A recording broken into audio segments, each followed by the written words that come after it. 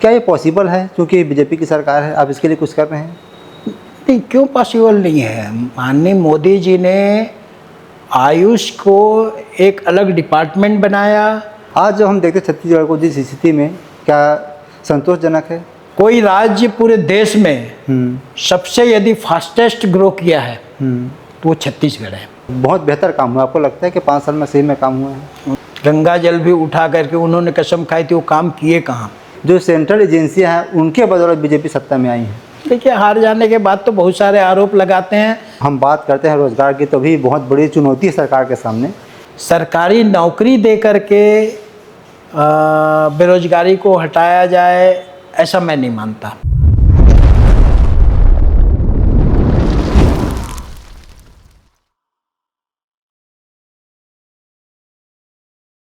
नमस्कार, आप सभी दर्शकों का एक बार फिर से बहुत बहुत स्वागत है। आप देख रहे हैं TNR न्यूज़ का खास कार्यक्रम सवाल जो आपका है, और मैं हूं आपके साथ रुपेश ठाकुर।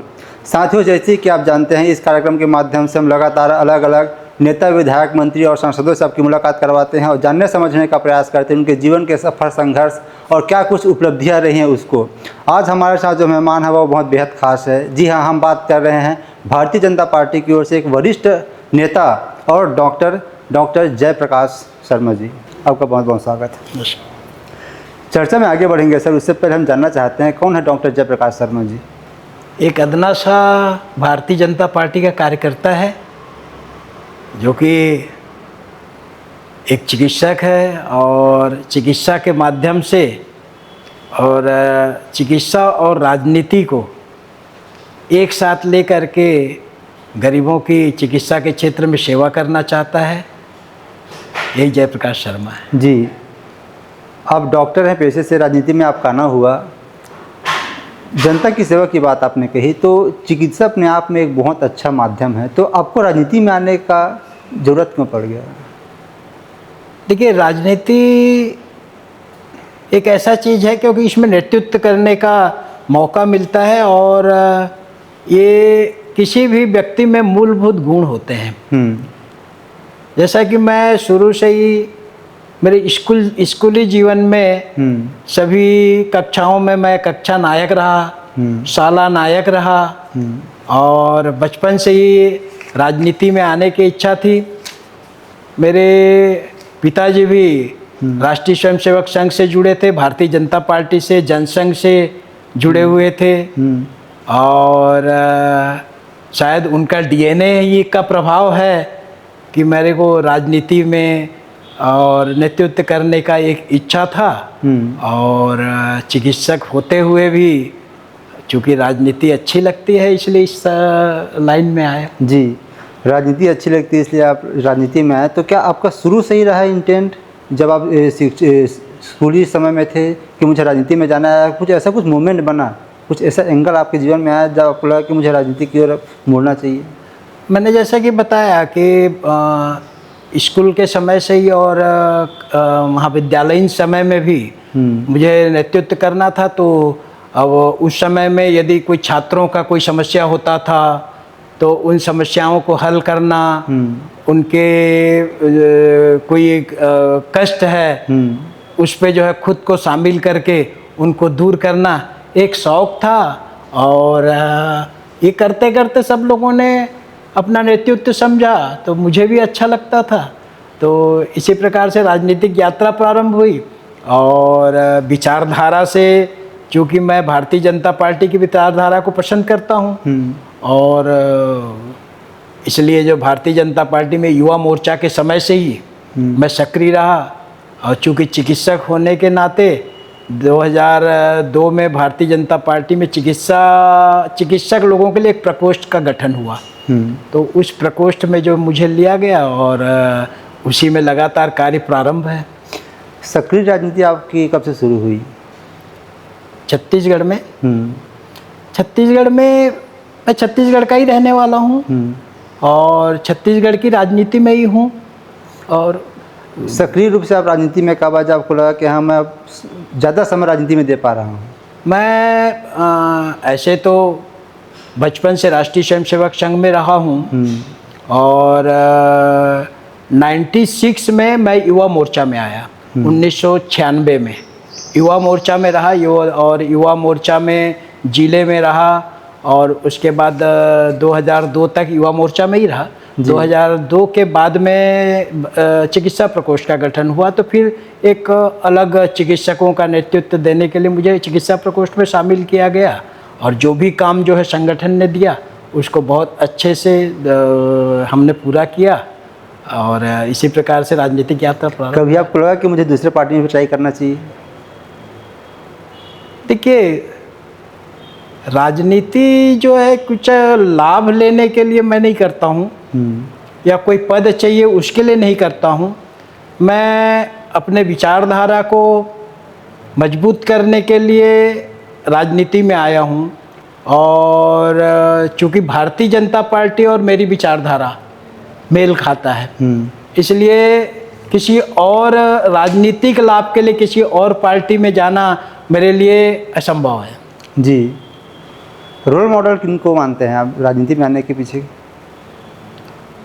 माननीय अटल बिहारी वाजपेयी जी, हमने उनको बहुत सुना है, उनके कार्यों को देखा है, तो मेरे ख्याल से जब हमने प्रारंभ किया था राजनीति तो रोल मॉडल तो वही है, और आज के समय में मोदी जी, योगी जी जो कार्य कर रहे हैं, और छत्तीसगढ़ की सरकार जो काम कर रही है, यही रोल मॉडल है। जी, जब आप राजनीति में आए थे तब आपके मन में कुछ न कुछ ऐसा रहा होगा कि मुझे आगे चलकर ये करना है, यहाँ पहुँचना है। अभी जब आप यहाँ हैं, हम बात कर रहे हैं, तो अपने आप से आप संतुष्ट हैं? देखिए, राजनीतिक क्षेत्र जो है बहुत लोग जुड़े रहते हैं, लाखों करोड़ों लोग जो है भारतीय जनता पार्टी से जुड़े हैं, और हर किसी का राजनीति करने का उद्देश्य अलग रहता है। और मेरा उद्देश्य जो है राजनीति के क्षेत्र में रह करके समाज में कुछ सेवा करनी है, कुछ काम करना है, लोगों के साथ जुड़े रहना है। और भारतीय जनता पार्टी ने इतना कार्य दिया संगठन में, और मुझे ऐसा लगता है कि पार्टी ने बहुत कुछ दिया है मुझे, और मैं संतुष्ट हूँ, पूर्ण रूप से संतुष्ट हूँ। आप राज्य मंत्री दर्जा प्राप्त भी रहे हैं, तो उस समय के बारे में थोड़ा सा बताइए, क्या कुछ उस दौरान आपने किया मेडिकल फील्ड में? देखिए, मुझे डॉक्टर रमन सिंह की सरकार में 2016 में मुझे वनौषधि बोर्ड का छत्तीसगढ़ स्टेट मेडिसिनल प्लांट का उपाध्यक्ष बनाया गया, और मेरे अध्यक्ष जो है पूर्व संगठन महामंत्री राम प्रताप सिंह जी थे उस विभाग में, और हमने वहाँ कार्य प्रारंभ किया। क्योंकि वनौषधि बोर्ड तो है, लेकिन ये जो है पारंपरिक चिकित्सा पद्धति जो भारत के चिकित्सा पद्धति का जड़ है, उसको कैसे ऊपर लाया जाए, उसका कैसे प्रचार प्रसार किया जाए, ये उस विभाग का काम है। तो हमने जो है उस विभाग में जितने भी छत्तीसगढ़ के पारंपरिक वैद्य हैं, उन सब का हम लोगों ने प्रशिक्षण करवाया। हमने उनको उनसे उनकी पहचान करके उनकी डायरेक्टरी भी बनाई, और उनका जो ज्ञान है उसका जो है हमने पुस्तकीकरण करवाया, कि उनके जो ज्ञान है उनके जाने के बाद वो जो विलुप्त ना हो जाए, उसको ध्यान में रखते हुए हमने जो है उन सब का पुस्तकीकरण करवाया। और विभाग में जो है आज ये जो पारंपरिक चिकित्सा का अलग अलग जो वैद्य हैं, जो हमारे बस्तर के क्षेत्र में, अपने क्या अंबिकापुर के क्षेत्र में और कोरबा के क्षेत्र में बहुत सारे अच्छे अच्छे ज्ञान वाले वैद्य हैं, जो बड़े से बड़े बीमारियों को भी अपने पारंपरिक चिकित्सा से, जड़ी बूटियों से ठीक करते हैं। उनके ज्ञान को हमने समेट करके रखा है, ताकि आने वाली पीढ़ी भी जो है उससे पढ़ करके उसका लाभ ले सके। जी, लेकिन जहाँ तक मेडिकल साइंस की बात करते हैं, उनका ये कहना है कि आप जो टेक्नोलॉजी है उस पर निर्भर करिए, ना कि परंपरागत चिकित्सा में। तो आपको लगता है कहीं ना कहीं टकराव है? अगर टकराव है तो कैसे उनको सहेज कर आगे जो हमारी पीढ़ी है उनको हम प्रदान कर सकते हैं? क्या लगता है, क्या कुछ वो रास्ता हो सकता है? मुझे ऐसा लगता है कि चिकित्सा पद्धति जो है सब अलग अलग हैं, एलोपैथिक है, आयुर्वेदिक है, होम्योपैथिक है। इसके अलावा भी अनेक जो है अल्टरनेटिव पद्धतियाँ भी हैं और सबकी अपनी अपनी सीमाएं हैं। और चूँकि कोई भी पद्धति संपूर्ण नहीं है तो ठीक है, विज्ञान अपनी जगह बहुत अच्छी बात है, लेकिन इसका मतलब ये नहीं कि विज्ञान के आगे किसी और पद्धति को कम आकलन करना ये जो है न्याय नहीं होगा। और मुझे ऐसा लगता है कि पीड़ित व्यक्ति को जिस पद्धति से लाभ हो वही अच्छी पद्धति। जी, तो बढ़ावा कैसे दिया जा सकता है छत्तीसगढ़ में जो पारंपरिक चिकित्सा है उसको? पारंपरिक चिकित्सा का जैसे हमने किया, हमने बताया कि हमने जो है उनकी आइडेंटिफिकेशन कर दिया है। अब सरकार को एक पद्धति पे बजट फिक्स ना करके सभी पद्धतियों पे, चूँकि अभी आप जैसा कि देख रहे हैं कि हमने 2019 के बाद से कोविड-19 के दौर से भी गुजरा है और कोविड-19 के दौर में हमने जो है आयुर्वेद पद्धतियों को और अन्य पद्धतियों के माध्यम से होम्योपैथिक, इवन होम्योपैथिक ने बहुत अच्छा काम किया। आयुर्वेदिक के काढ़ा पीना और भी अन्य जितने भी सुविधाएं थी चिकित्सा पद्धति की, सबको लेने का गाइडलाइन भी आया। केंद्र सरकार ने भी गाइडलाइन दिया, उस समय बहुत लाभकारी हुआ था। तो मुझे ऐसा लगता है कि सरकार जो है किसी एक पद्धति पे अपना बजट फिक्स ना करे और सबको बराबर मौका देना चाहिए। और यदि किसी पद्धति में किसी बीमारी के लिए अच्छा लाभ है तो उस पे जो है बहुत अच्छे से कार्य करके उसका जो है उन्नयन करना चाहिए। जी, आप डॉक्टर हैं, थोड़ा सा अपने बारे में बताएंगे, किस फील्ड के आप डॉक्टर हैं और क्या कुछ आपके दिमाग में चल रहा था जब राजनीति में नहीं आए थे, या फिर जब आप बोल रहे थे कि मैं शुरू से ही कक्षाओं में मैं प्रतिनिधि करता था, तो डॉक्टर बनने की इच्छा उस समय से भी थी या फिर कुछ? देखिए, मैं एक होम्योपैथिक चिकित्सक हूँ और शुरू में तो सबके जीवन में संघर्ष रहता है, तो मैंने भी जो है प्रैक्टिस चालू किया था। कब किए थे? और मैं 96 में अपना प्रैक्टिस चालू किया जी। और अच्छा खासा प्रैक्टिस था, लेकिन क्योंकि एक मन में जो है गरीबों की सेवाएं करने के लिए एक मन में उत्कंठा थी और बहुत गरीब पेशेंट भी आते थे। तो जब पेशेंट दिखता था तो कई गरीब लोगों के पास पैसे भी नहीं होते थे और जब वो फीस के बारे में पूछते थे तो मेरी ये आदत नहीं है कि मैं फीस बताऊं, आपको स्पष्ट बताना चाहता हूं। तो मैंने कभी जो है इतना फीस हुआ, ये हुआ, वो गरीब रहता था, यदि मैंने 30 रुपया 40 रुपया बोल दिया और कोई गरीब जो है 10 रुपया भी लेके आया तो चलिए मैं बोल ठीक है 10 रुपया दे दे। और कुल मिला के ये कहना चाहिए कि वो उसमें जो है मैंने देखा कि नहीं, पैसा लेकर के इलाज करना जो है मेरे बस की बात नहीं है। तो मैंने फिर जिस महाविद्यालय में, रायपुर होम्योपैथिक चिकित्सा महाविद्यालय है, वहीं से पढ़ करके मैं निकला हूँ, वहीं मैं नौकरी करने लगा। मैं 7 साल जो है वहाँ पे लेक्चरर भी रहा। मैंने वहाँ विद्यार्थियों को पढ़ाया, बहुत सारे विद्यार्थी जो है वहाँ से निकले हैं, आज अच्छी सेवाएं भी दे रहे हैं। और राजनीति में था तो ऐसा कुछ सोच के नहीं आया था कि राजनीति में क्या करूँगा, लेकिन जब राजनीति में आया तो मेरा जो वही जो मैंने कि मैं फ्री में इलाज करना चाहता हूँ, उसको ध्यान में रखते हुए भारतीय जनता पार्टी से जुड़ा और चिकित्सा प्रकोष्ठ के पास में सेवा करने का मौका था। तो हमने बहुत सारी जो है इस फील्ड में सबसे पहले हमने प्रारंभ किया, तब जोगी सरकार हुआ करता था। उस समय जो है हम छोटे छोटे कैंप लगाते थे, जो गरीब बस्तियाँ हैं उनमें जा कर के हम लोगों की 10-12 चिकित्सकों की टीम थी रायपुर के शहर में, और हमने एक पुरानी वैन को ही जो है हमने एक अस्पताल जैसा उसमें सुविधाएं दे करके हम हर दोपहर में खास करके जो है जब डॉक्टर फ्री रहते हैं तो सबको ले जा करके 3 घंटे 4 घंटे जो है गरीब बस्तियों में सेवा देते थे, उनका ब्लड ग्रुप चेक करते थे, उनका कार्ड बनाते थे, तो वो आत्मसंतुष्टि मिलता था। फिर जो है हमारी सरकार जब आई और माननीय राजेश मुणत जी मंत्री थे तब, और उन्होंने हमारी सेवा भावना को देखते हुए उन्होंने कहा कि बड़े कैंप करवाएंगे और सभी स्पेशलिस्ट चिकित्सकों को बुलवाएंगे। तो ऐसा उन्होंने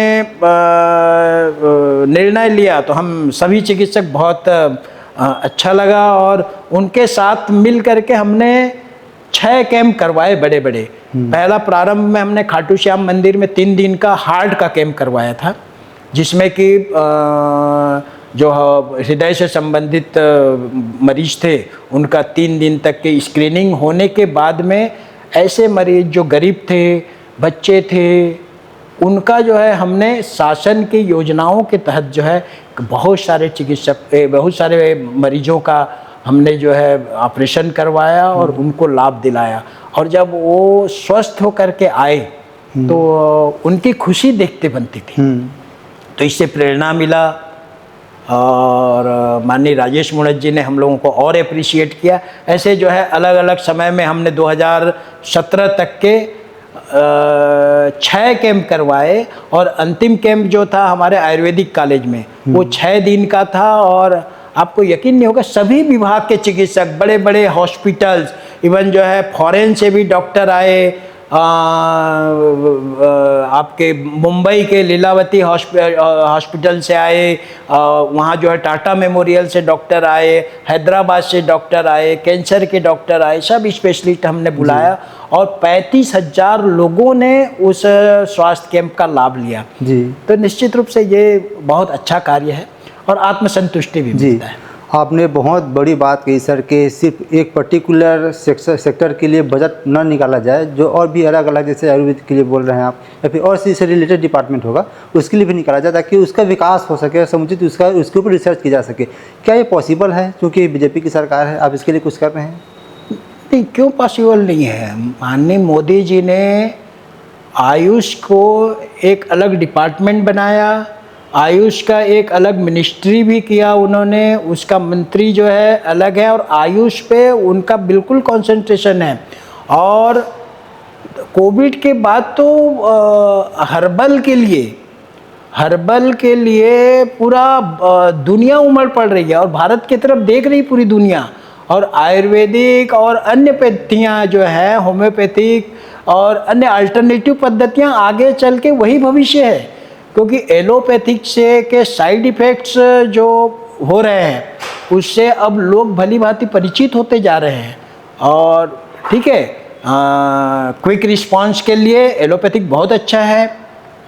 सर्जरी आपके मील का पत्थर है, कई बीमारियों में बिना सर्जरी के जीवन जो है असंभव है। तो सभी पद्धतियाँ, लेकिन अन्य पद्धतियों का भी जो है बहुत अच्छा स्कोप है और केंद्र सरकार भी इसके लिए बहुत प्रयास कर रही है, राज्य सरकार भी प्रयास कर रही है। आने वाले दिनों में हम मंत्री जी से, मुख्यमंत्री जी से बात करेंगे कि सभी पद्धतियों को आगे जो है बढ़ाया जाए, जिससे कि सभी पद्धति विकसित हों। जी, आप भारतीय जनता पार्टी से बहुत लंबे समय से जुड़े हुए हैं, आप प्रदेश स्तर में संगठन में काम भी कर रहे हैं।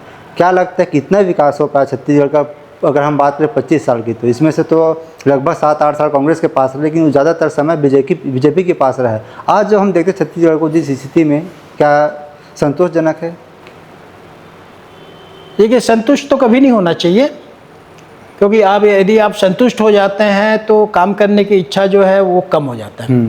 किंतु मैं ये बताना चाहूँगा कि 2003 के पहले आप भी प्रदेश को देखे हैं, इवन जो है रायपुर शहर राजधानी जयस्तंभ चौक में भी सड़कों पे धूल उड़ा करता था, बड़े बड़े गड्ढे हुआ करते थे।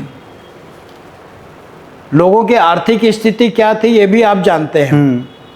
आज 2003 के बाद जब डॉक्टर रमन सिंह जी की सरकार रही 15 साल तक, मैं उसमें ये कह सकता हूँ कि यदि कोई राज्य पूरे देश में सबसे यदि फास्टेस्ट ग्रो किया है तो वो छत्तीसगढ़ है। और ये जो है दूसरे स्टेट के जब हमारे मेहमान आते हैं वो कहते हैं अपने जुबान में कि वाकई मतलब पहले छत्तीसगढ़ क्या था और अब देखने में छत्तीसगढ़ क्या है, और ये हम महसूस करते हैं। आज हर व्यक्ति की इकोनॉमी जो है काफ़ी अच्छा बढ़ गया है। सबके साथ, सबके पास में खर्च करने की क्षमता बढ़ी है, लोगों का जीवन स्तर ऊपर उठा है। और माननीय रमन सिंह जी ने जो 2 रुपया किलो चावल और 3 रुपया किलो चावल प्रारंभ किया था, वो सबसे बड़ा मील का पत्थर है। चूँकि वो डॉक्टर हैं और डॉक्टर होने के नाते वो संवेदनशील हैं जी। और जो भूख का दर्द होता है ना, वो उसका कोई मतलब पैरामीटर नहीं है। उससे पैरामीटर कुछ नहीं है जो भूख का दर्द है। और मैं जानता हूँ कांग्रेस शासन काल में गरीब जो है उनके बच्चों के लिए खाना नहीं बनता था, और जब चावल का जो योजना चालू हुआ, कम से कम उस घर की महिला के पास घर में बच्चों को खिलाने के लिए चावल तो रहता था।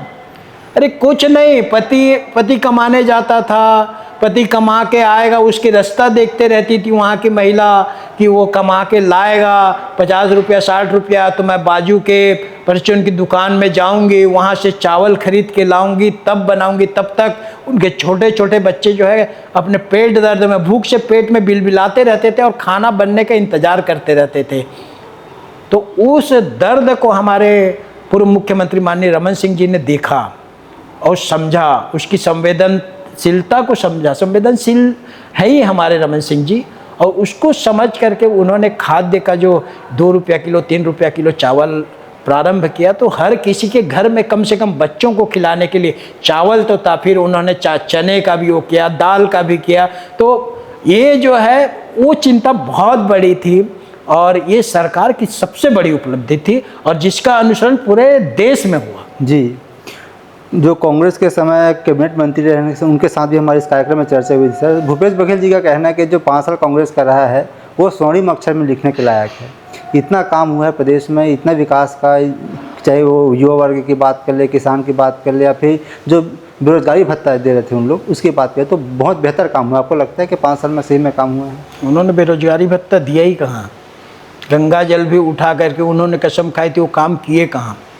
और मैं तो ये बोलना चाहता हूँ, किसी का क्रिटिसाइज़ करना मेरी आदत नहीं है, लेकिन यदि ये इतनी अच्छी सरकार होती तो क्या जनता बेवकूफ़ है?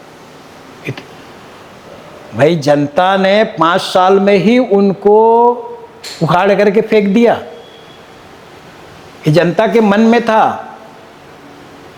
इनके एडवर्टाइजमेंट और इनकी लफ्फेबाजी से कहीं नहीं लगता था कि छत्तीसगढ़ में कांग्रेस की सरकार चली जाएगी। लेकिन आम जनता समझ रही थी कि 5 साल में कुछ भी काम नहीं हुए हैं। आप उनकी कोई सी भी योजना लगा के देख लीजिए। भाई उन्होंने केंद्र सरकार की जो गौ माता की योजना थी उसके फंड को यहाँ पर चालू करके गोबर खरीदना चालू किया। सबको मालूम है, गोबर इकट्ठा करते थे, पानी में बह जाता था, उस गोबर का अता पता नहीं, पैसा अंदर। उन्होंने गांव-गांव में जो है वो जो गायों के लिए उन्होंने वो शेड, हाँ, वो चालू किया था। हमने तो गया था, हमारी भारतीय जनता पार्टी जा कर के उन जो उनके चबूतरे जो बनाए थे उनका निरीक्षण भी किया। कुछ नहीं कहीं। आपको मैं बता दे रहा हूँ, मैं खुद जो है 10 जगह निरीक्षण करने के लिए गया, 10 गाँवों में। वहाँ पे मतलब वहाँ बोले 1 साल से बना हुआ है। आप देखें वहाँ के मिट्टी में गाय का खूर तक नहीं था। कंपोस्ट जो है खाद बनाना था, उस कंपोस्ट खाद के लिए टैंक बना हुआ था। उस टैंक में जो है रेती, मिट्टी, गिट्टी ये पड़े हुए हैं, कहाँ है? तो ये सब जो है फाइलों में हुआ। सब रोड जर्जर हालत में थे। आप रायपुर की हालत भी देखे होंगे, उस समय में धूल उड़ता था हर जगह, सब गाली देते थे। तो मैं ये कहना चाहता हूँ कि इतनी अच्छी सरकार होती तो नहीं जाती, अच्छा काम करते तो काम बेहतर हुआ है। बीजेपी वाले काला चश्मा पहन के घूम रहे थे, इस्लाम से उनको दिखा नहीं। और जहाँ तक रही बात सरकार जाने की, तो इसमें जनता पूरा सपोर्ट में थी कांग्रेस की। जो सेंट्रल एजेंसियाँ हैं उनके बदौलत बीजेपी सत्ता में आई हैं। देखिए, हार जाने के बाद तो बहुत सारे आरोप लगाते हैं। मैं तो ये बोलता हूँ, वो तो ईवीएम पे भी आरोप लगाते हैं। मैं ये कहना चाहता हूँ कांग्रेस को कि क्या ठीक है, भारतीय जनता पार्टी के नेता काला चश्मा पहने होंगे, क्या आम जनता भी काला चश्मा पहनी है? उनसे पूछें, वो आकलन करें, आरोप न लगाएं। मैं तो बोलता हूँ अभी भी समय है, बहुत अच्छा काम करें, अपने जो वास्तविकता है और क्या करना चाहते हैं वो जो है जनता के बीच जा कर के जनता की समस्याओं के लिए लड़ें। हो सकता है आने वाले समय में जनता को भा जाए कांग्रेस। जी हाँ, दोनों डिप्टी सीएम के साथ सर हमारी चर्चा हुई थी इस कार्यक्रम में, तो उनका कहना था कि जो 5 साल के लिए हम वादा किए थे जनता से वो 1.5 साल में पूरा कर दिया गया है। तो आपको लगता है क्या जो आने वाले जो 2047 तक एक डेवलप्ड छत्तीसगढ़ बनाने की जो बात रखी गई तो वो उसी रास्ते में आगे बढ़ रही है? बहुत तेज़ी से पूरा देश जो है 2047 में विकसित भारत की तरफ बढ़ रहा है मोदी जी के नेतृत्व में। और विधानसभा के पहले मोदी जी आए थे और उन्होंने बहुत सारी चीज़ें किसानों के लिए, महिलाओं के लिए, गरीबों के लिए बहुत सारी गारंटी दिए थे। और आश्चर्य होगा, हमारी सरकार बनते ही हमने 1 साल के अंदर माननीय मुख्यमंत्री विष्णुदेव साय जी ने सभी गारंटियों को पूरा करने का काम किया है। कुछ काम जो है प्रक्रिया में है, वो भी जो है पूरे होंगे। और भारतीय जनता पार्टी के शासन में, माननीय विष्णुदेव साय जी के सुशासन में आम जनता को किसी प्रकार की चिंता करने की ज़रूरत नहीं है। किसानों की, गरीबों की, महिलाओं की, सबकी चिंता तो करेंगे ही करेंगे। छत्तीसगढ़ को विकसित करने के तरफ भी, चाहे इंफ्रास्ट्रक्चर से लेकर के चाहे रोजगार की तरफ जो है, उस तरफ भी जो है भारतीय जनता पार्टी की शासन का और विष्णुदेव साय जी की शासन का पूरा ध्यान है और बहुत तेज़ी से काम कर रहे हैं। हमारे वित्त मंत्री माननीय ओपी चौधरी जी एक IAS रहे हैं और वो बहुत अच्छे से इन सब बातों को संतुलित करके चल रहे हैं। और मुझे ऐसा लगता है कि 2047 तो बहुत लंबा हो जाएगा। छत्तीसगढ़ जो है, मुझे ऐसा लगता है उससे कई वर्ष पहले ही विकसित छत्तीसगढ़ कहलाएगा। कई वर्ष पहले विकसित छत्तीसगढ़ कहलाएगा सर, लेकिन जब हम बात करते हैं रोजगार की तो भी बहुत बड़ी चुनौती है सरकार के सामने। जो B.Ed धारी सहायक शिक्षक संघ के जो प्रदर्शन कर रहे हैं, जो उनकी नौकरी लग गई थी, अब उनको नौकरी से निकाल दिया गया है, वो लगातार धरने पर हैं। तो क्या लगता है कि इस प्रकार की जो स्थिति है वो सही इमेज पेश कर रही है? नहीं, देखिए, मुझे ऐसा लगता है बेरोजगारी जो है सिर्फ सरकारी नौकरी दे करके बेरोजगारी को हटाया जाए, ऐसा मैं नहीं मानता। सबके हाथ में काम होना चाहिए और इसके लिए जो है केंद्र सरकार से लेकर राज्य सरकार सभी प्रयास कर रहे हैं। चाहे वो प्रधानमंत्री जी का मुद्रा लोन योजना हो और छत्तीसगढ़ सरकार की योजनाएं हो, हर यदि बेरोजगार जो है यदि काम करने की इच्छा रखता है तो मुझे लगता है उस दिशा में प्रयास करना चाहिए। और जो सरकारी नौकरियां हैं, सरकारी नौकरियां जो उपयुक्त होगा उसके लिए जो योग्य होगा उसकी तो सरकारी नौकरी जरूर लगेगी। और जैसा जैसा सरकारी नौकरी के वैकेंसी आएंगे हम नहीं रुके। और आपने जो B.Ed धारी वालों की बात की, इसका भर्ती जो है पिछले सरकार ने किया था और उन्होंने कुछ टेक्निकल मिस्टेक किया था, तो ये बिना सोचे समझे आप PSC घोटाला देख लीजिए ना। ये तो कमाने के लिए भी नौकरी लगाते थे, नौकरी लगा के पैसा लेना, पैसा लेके नौकरी देना, ये इनकी फितरत थी। तब ये सरकार कुछ जो है पुराने कर्म है, पुराने सरकार के कर्म हैं, उनको थोड़ा भुगतान कर रही, लेकिन उनके लिए भी सोचा जाएगा, ऐसी कोई बात नहीं है। और सरकार जो भी निर्णय लेगी बहुत अच्छे निर्णय लेगी। जब बीजेपी सत्ता में आती है तब तक दंगा होता है, जो क्राइम रेट है उसमें लगातार बढ़ोतरी होती है, ऐसे कांग्रेस का भी कहना है। और हम देखते भी हैं जैसे कि जब जो पैराग्राफ बढ़ रहा है आपराधिक घटनाओं का और दंगे हो रहे हैं, जैसे बीरमपुर की बात कर ले या फिर बड़ौदा बाजार की बात कर ले, अंबिकापुर की बात कर ले, लगता है कि सच्चाई है इसमें? देखिए, तुष्टीकरण की राजनीति कांग्रेस करती है और बड़ौदा बाजार का भी जो दंगा है वो कांग्रेस के द्वारा फैब्रिकेटेड था। नहीं तो एक उसके विधायक जो है इतने महीने तक के अंदर नहीं रहते। इसका संज्ञान जो है कोर्ट ने भी लिया और उनके ऊपर केस भी चल रहा है, वो जमानत पे है, उस केस से मुक्त नहीं हुए हैं। और आपने जैसा कहा कि क्राइम बढ़ जाता है, तो मैं ये गारंटी के साथ बोलता हूँ, और गृह विभाग का रिपोर्ट है कि पिछली सरकार से 35 से 40% क्राइम जो है कम हो गया है।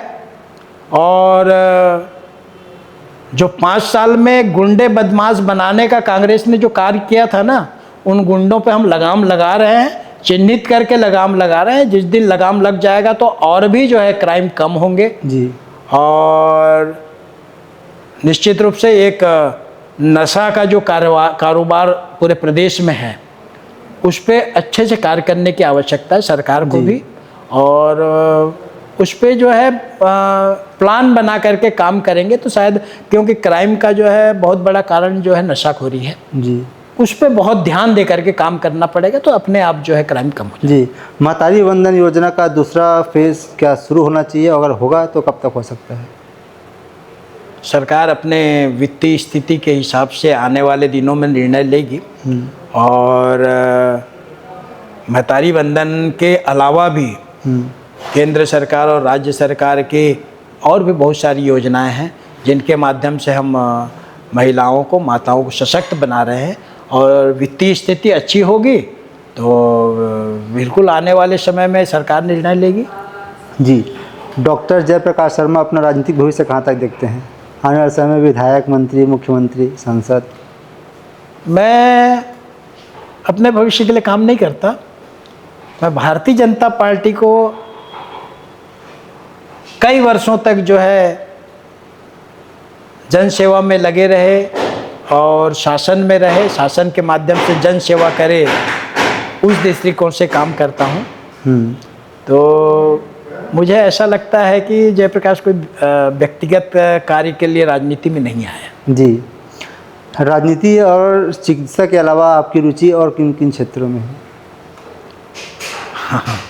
मैं गाना गाना पसंद करता हूँ, चित्रकारी भी करता हूँ, पढ़ाना भी मुझे पसंद है। ऐसे बहुत सारे क्षेत्र हैं जी। जो मुझे, म्यूजिशियन भी हूँ, म्यूजिक भी थोड़ा बहुत जो है कर लेता हूँ, एक्टिंग भी कर लेता हूँ। कॉलेज के दिनों में जो है जब गैदरिंग वगैरह होता था, एनुअल फंक्शन वगैरह होता था, तो 10-15 कार्यक्रम में कम से कम 8-10 में तो मैं ही रहता था। तो एक शौक़ है। बाकी जिस फील्ड में जहाँ वो, तो वो काम अच्छे से करने की कोशिश करते हैं। जी। आपका बहुत धन्यवाद सर, आप समय निकाले, हमारे साथ चर्चा की, अपना अनुभव साझा किए। जाते जाते हमारे माध्यम से कुछ संदेश देना चाहेंगे? संदेश ये है कि राजनीति को जिस प्रकार से बदनाम किया गया है कि राजनीति अच्छी नहीं है, ऐसा जो बोला जाता है, मैं युवाओं को बोलना चाहूँगा कि यदि आपके मन में आम जनता की और समाज की सेवा करने की इच्छा है तो आप लोगों को राजनीति में आना चाहिए और अच्छी राजनीति करके आम जनता की सेवा करनी। जी। तो आप सुन रहे थे डॉक्टर जयप्रकाश शर्मा जी को। साथियों, फिलहाल इस कार्यक्रम में इतना ही। अगली बार आपसे फिर होगी मुलाकात एक नए कार्यक्रम में नए मेहमान के साथ। तब तक के लिए अनुमति दीजिए। नमस्कार।